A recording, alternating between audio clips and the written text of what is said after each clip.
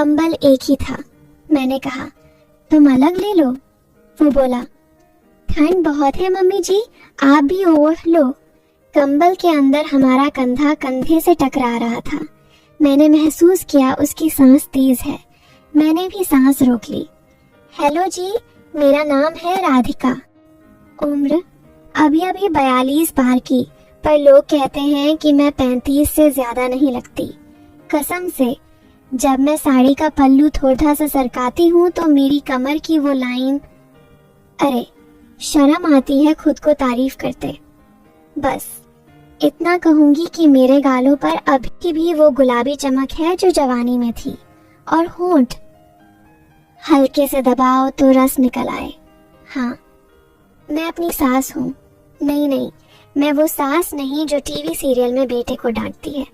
मैं तो वो सास हूँ जिसका दामाद रात रात भर मेरे सपनों में आता है। मेरी बहू का नाम है नेहा और मेरा दामाद, उफ, नाम लेते ही सीने में गुदगुदी होती है, विक्की। 29 साल का जवान शेर, आवाज भारी, और जब वो हंसता है ना तो उसकी हंसी मेरे कानों में घंटी बजाती है। मैंने कभी सोचा भी नहीं था कि मेरे घर में ऐसा मर्द आएगा जो मुझे मम्मी जी कहकर भी मेरे तन बदन में आग लगा देगा। तो सुनो, बात आज से 1.5 साल पहले की है। हमारा घर पुराना है, लखनऊ के चौक में। ऊपर का फर्श लगदे दद्दी का, नीचे ईंटें, बीच में वो बड़ा दद्दा सा आंगन जिसके चारों तरफ बरामदा। बरसात में पानी टपकता है, पर ठंड में वो बरामदा हमारा हॉल बन जाता है। उसी बरामदे में एक दिन मैं और विक्की अकेले थे। नेहा अपनी मौसी के यहाँ गई थी 2 दिन की छुट्टी लेकर।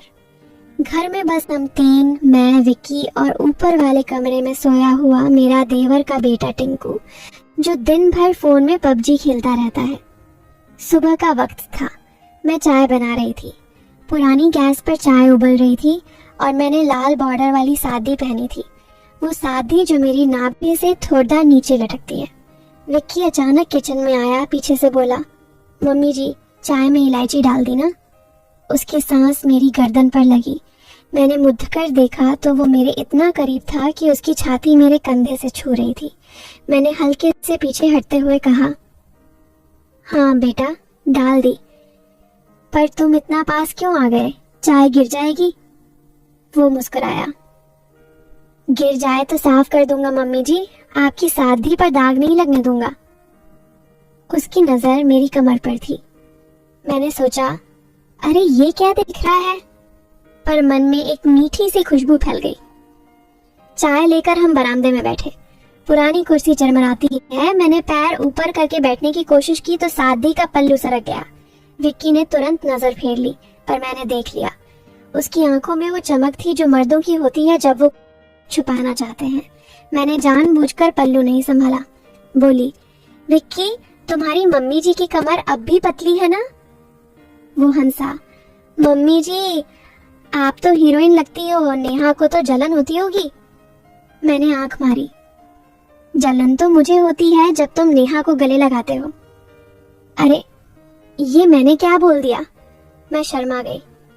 विक्की चुप हो गया, फिर बोला, मम्मी जी, आप भी तो गले लगा सकती हो। मैंने हंसकर टाल दिया, पर उस दिन से हमारे बीच एक खेल शुरू हो गया। शाम को बिजली गई, पूरा मोहल्ला अंधेरे में। मैंने मोमबत्ती जलाई। विक्की फोन की टॉर्च जलाकर मेरे पास बैठ गया। हम पुरानी बातें करने लगे। मैंने बताया कि शादी से पहले मैं कितनी शरारती थी।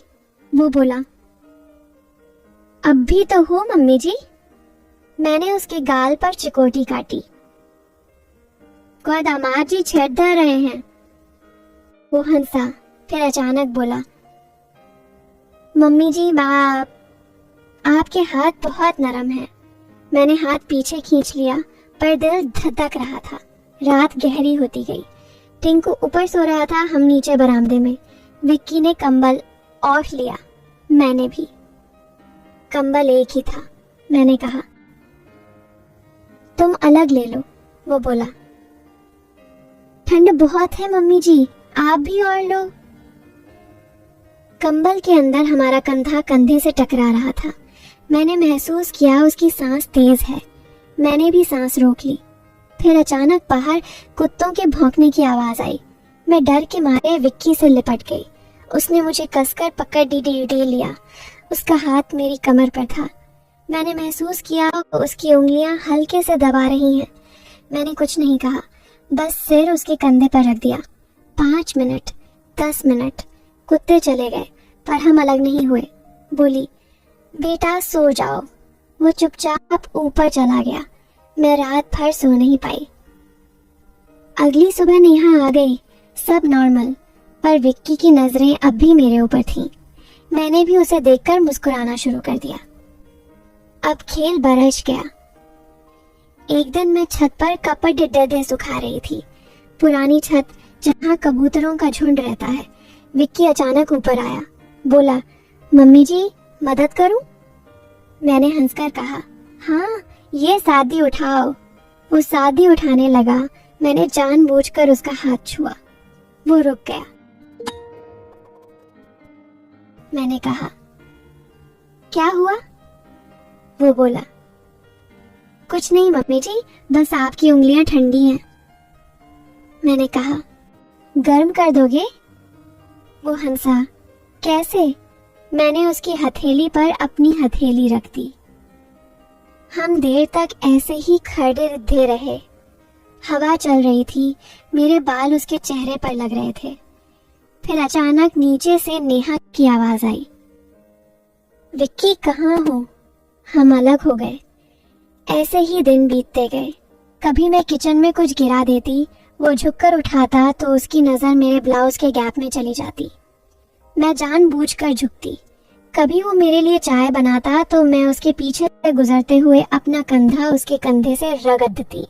हम दोनों जानते थे कि हम खेल रहे हैं पर रुकने का नाम नहीं ले रहे थे। फिर एक दिन कुछ ऐसा हुआ कि खेल बदल गया। हमारे घर के पीछे पुराना कुआं है। लोग कहते हैं उसमें सोने की ईंटें दबी हैं, कोई जाता नहीं। एक शाम मैं और विक्की वहां गए, कपड़े धोने के बहाने। मैंने बोला, विक्की कुएं में झांक कर देखो, शायद खजाना मिल जाए। वो हंसा, रस्सी पकड़ कर झांकने लगा। मैं पीछे से उसकी कमर पकड़ कर बोली, डर लग रहा है? वो बोला, मम्मी जी आप मेरी कमर पकड़ती हो, मैं नहीं गिरूंगा। मैंने कमर पकड़ी। उसकी कमर गर्म थी। मैंने उंगलियां हल्के से दबाई। वो रुक गया।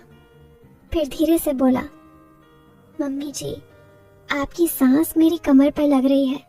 मैंने कहा, तो क्या करूं? वो मुद्दा मेरे इतना करीब कि हमारे होंठ आपस में टच होने वाले थे। मैंने आंखें बंद कर ली, पर अचानक कुएं से एक जोर की आवाज आई, जैसे कोई पत्थर गिरा हो। हम दोनों चौंके। विक्की ने मुझे पीछे खींचा।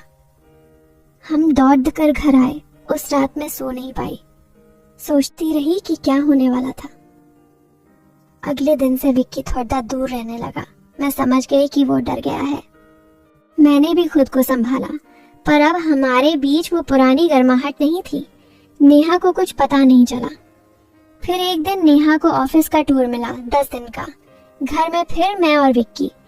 इस बार मैंने फैसला किया कि खेल बंद। मैंने सुबह सुबह पूजा की, विक्की को माथे पर तिलक लगाया। बोली, बेटा आज से हम सिर्फ माँ बेटे हैं। वो चुप रहा, पर आंखों में कुछ था। शाम को मैंने खाना बनाया। विक्की ने कहा, मम्मी जी आज कुछ स्पेशल बनाओ। मैंने बनाई मटन कोरमा। हम खाना खाने बैठे। मैंने उसके लिए रोटी बेली, उसने मेरे लिए मटन परोसा। खाते खाते वो बोला, मम्मी जी आपने कभी सोचा कि मैंने बात काट दी। हाँ, सोचा कि तुम मेरे बेटे हो। वो चुप हो गया। रात को मैं अपने कमरे में थी। दरवाजा खुला था। विक्की आया, बोला, मम्मी जी नींद नहीं आ रही। मैंने कहा, आओ बैठो। वो मेरे बगल में बैठ गया। मैंने उसका सिर गोद में लिया। उसने आंखें बंद कर ली। मैं उसके बालों में उंगलियां फेरी। वो बोला, मम्मी जी मुझे माफ कर दो। मैंने कहा, किस बात की? वो बोला, उस दिन कुएं पर मैंने सोचा था। मैंने उसका मुंह बंद कर दिया। बोली, बेटा वो पल कमजोरी का था, अब हम साफ हैं। फिर मैंने उसे अपनी जिंदगी की सच्ची कहानी सुनाई कि कैसे मैं 18 साल की उम्र में शादी के बाद अकेली PDDH गई थी, कैसे मेरे पति हमेशा बाहर रहते थे, कैसे मैंने नेहा को अकेले पाला। विक्की रोने लगा, बोला, मम्मी जी मैं आपका बेटा हूँ। मैंने उसे गले लगा लिया, इस बार माँ की तरह। उस रात हम देर तक बातें करते रहे। सुबह नेहा आई, हमें देखकर बोली, क्या बात है, इतना खुश क्यों हो?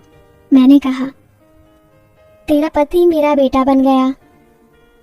आज 10 साल बाद भी विक्की मुझे मम्मी जी कहकर गले लगाता है। कभी कभी पुरानी याद आती है तो हम दोनों हंस पड़ी देते हैं। और हाँ, वो कुआं पिछले साल नगर निगम ने भर दिया। कहते हैं उसमें सचमुच सोने की ईंटें थीं, पर अब वो हमारी यादों में दबी हैं।